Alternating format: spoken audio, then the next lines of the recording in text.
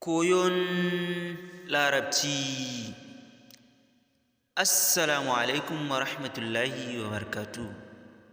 Wannan shine gabatarwa na biyu a cikin wannan shiri mai albarka na koyon Larabci.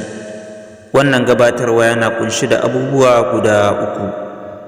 Na farko, harshen Larabci yana ƙunshi da harufa guda 28 ko kuma 30.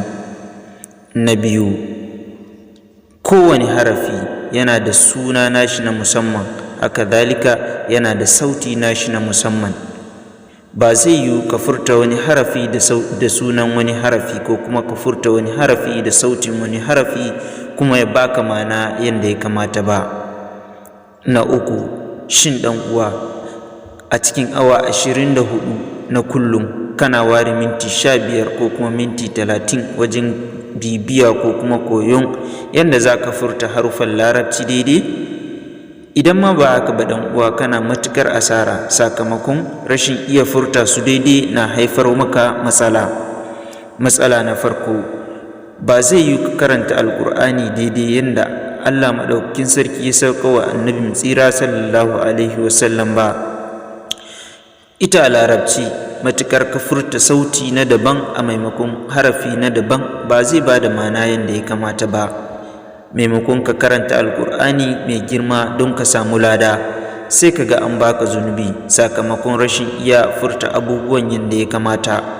Domin a maimakon kana karanta kaza da ma'ana kaza, sai kuma ya ba da ma'ana na daban.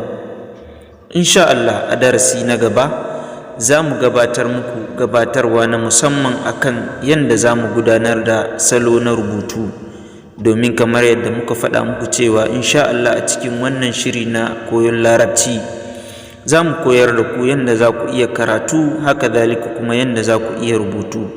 Sabida haka a gabatarwa na uku kuma shine na ƙarshe, za mu yi bayani akan yadda za mu koyar da ku yadda za ku koyi rubutun Larabci. Muna roƙon Allah ya sa duk abubuwa da muke koyar da ku mu yi shi domin Allah Maɗaukakin Sarki, ba don abin duniya ko kuma wani ba.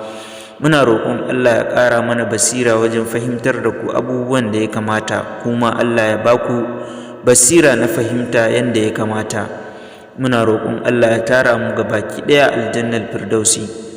Mai wannan gabatarwa Ayman Jalingo. Ma'assalam.